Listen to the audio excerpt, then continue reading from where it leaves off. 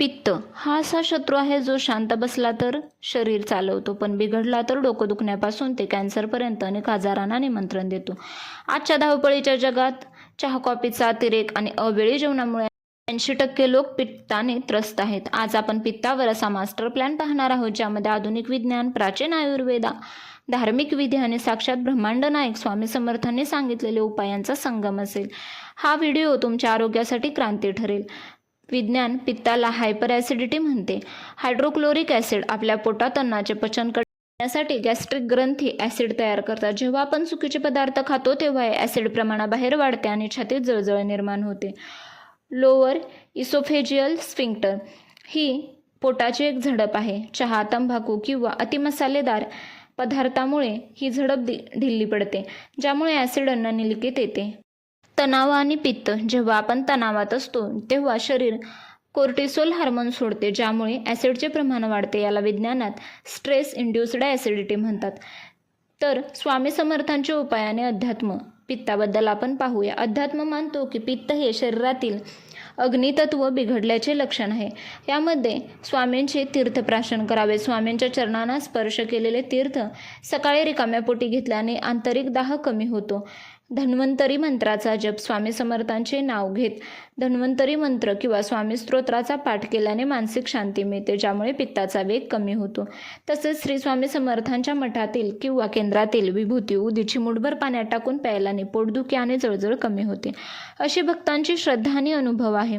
तसेच पोटाच्या मध्यभागी म्हणजेच मणिपूर चक्र पिवळ्या प्रकाशाचे ध्यान केल्याने अग्नी संतुलित होतो. आयुर्वेदिक आणि घरगुती उपाय पाहूया. आयुर्वेदानुसार पित्त म्हणजे शरीरातील उष्णता वाढणे. बडीशेप आणि खडीसाखर म्हणजे जेवणानंतर बडीशेप खाणे हे सर्वात मोठे औषध आहे. हे लाळ तयार करते, जी ॲसिड न्यूट्रलाइज करते. तसेच कोकम ही नैसर्गिक पित्तशामक आहे, त्यामुळे कोकम सरबत प्यावे.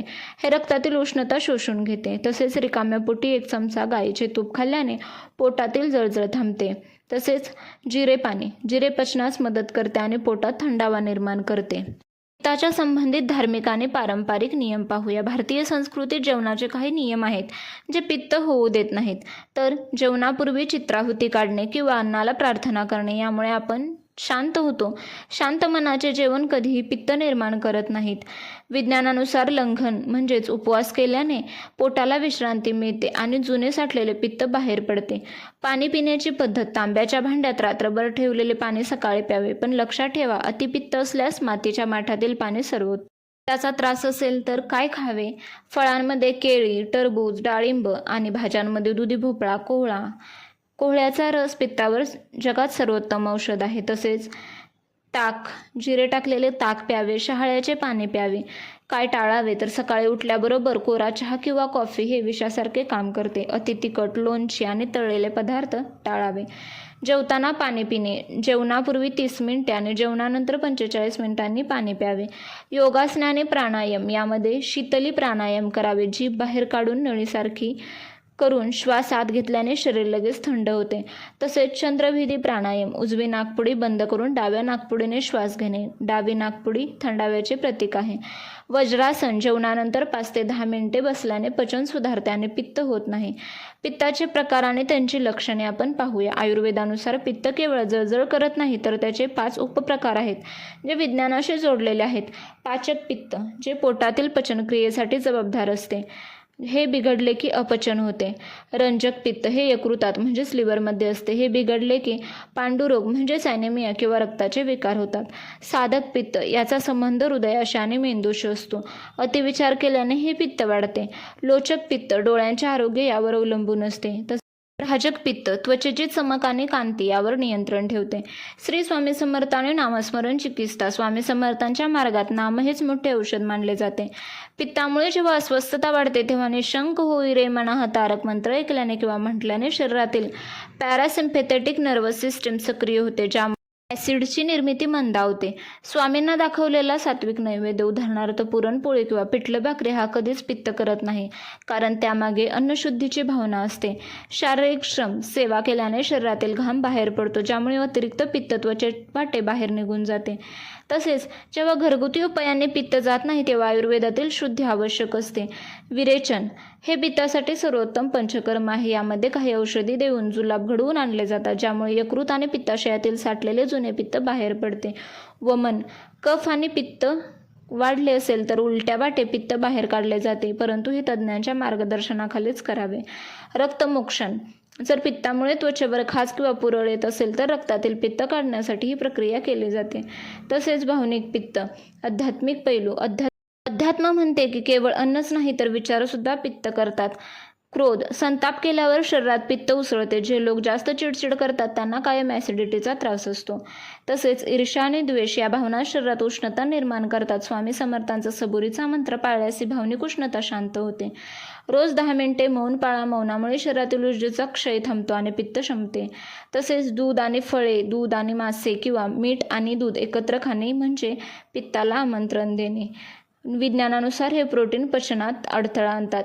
तसेच रात्रीचे जेवण सूर्यास्तानंतर 3 तासांनी पित्त वाढते, त्यामुळे रात्री 8च्या आत जेवणे वैज्ञानिकदृष्ट्या बंधनकारक आहे.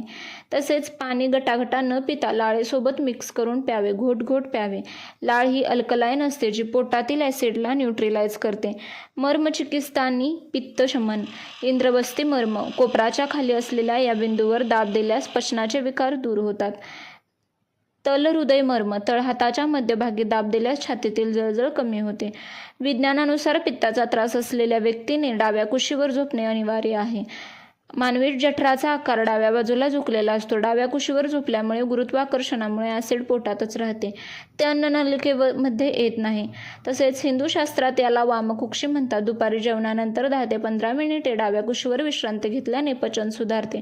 पित्तासाठी अग्निशमन मुद्रा ज्याप्रमाणे कंबरदुखीसाठी मुद्रा असतात तशाच पित्तासाठी विशेष मुद्रा आहेत. अपान मुद्रा अंगठा, मध्यमा आणि अनामिका एकत्र जुळवणे, यामुळे शरीरातील अपान वायू खाली सरकतो आणि पोट फुगणे म्हणजेच ब्लोटिंग थांबते.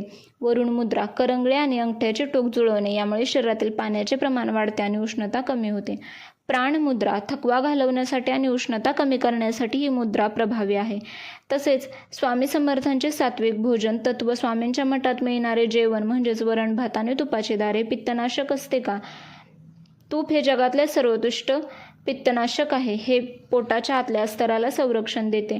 तसेच सात्विक भोजनाला लाल तिखटाऐवजी काळी मिरी किंवा आल्याचा वापर मर्यादित केला जातो, जो अग्नी प्रज्वलित करतो पण पित्त वाढवत नाही. जेव्हा आपण अन्नाला प्रसाद म्हणून शांतपणे चावून खातो तेव्हा लाळ जास्त सुटते, जी नैसर्गिक अँटासिड आहे. पित्तामुळे होणाऱ्या इतर व्याधी पित्त वाढले की केवळ पोट दुखत नाही तर बाकीची लक्षणे दिसून येतात. ती कोणती तर पित्तामुळे डोकेदुखी, मायग्रेनचा त्रास होतो, कपाळाच्या एका बाजूला तीव्र वेदना होते. तर यावर सुंठ आणि दूध यांचा लेपला कपाळावर लावणे हा प्रभावी आयुर्वेदिक उपाय आहे. तोंडात फोड येणे, मावतलसर होणे, शरीरात उष्णता वाढल्याचे हे लक्षण आहे. अशा वेळी कामधुतारस किंवा गुलकंद खाणे फायदेशीर ठरते. तसेच हातपायांचे जळजळ, रात्री तळपायांना काशाच्या वाटीने गाईचे तूप लावल्याने पित्त ओढले जाते. तसेच इमर्जन्सी उपायमध्ये किंवा हॅक्समध्ये तुम्ही काय करू शकता ॲसिडिटीसाठी? तर थंड दूध, अर्धा कप कच्चे गार दूध साखर न घालता प्यायल्याने छातीतील जळजळ 5 मिनिटात थांबते. तसेच लवंग, तोंडात लवंग धरल्याने ॲसिड रिफ्लेक्स कमी होतो. तसेच केळ्यामध्ये पोटॅशियम असते, जे पोटातील ॲसिड लेवल कमी करते, त्यामुळे केळ्यांचेही सेवन करावे. काही विशिष्ट नक्षत्रांवर जन्मलेल्या व्यक्तींमध्ये पित्ताची प्रकृती जन्मजात असते. अश्विनी, मघ आणि मूळ नक्षत्र या नक्षत्रांच्या व्यक्तींना केतूच्या प्रभावामुळे उष्णतेचे विकार लवकर होतात. त्यांनी आहारात थंडावा देणारे पदार्थ म्हणजेच गुलकंद, कोरफड रस जास्त वापरावेत.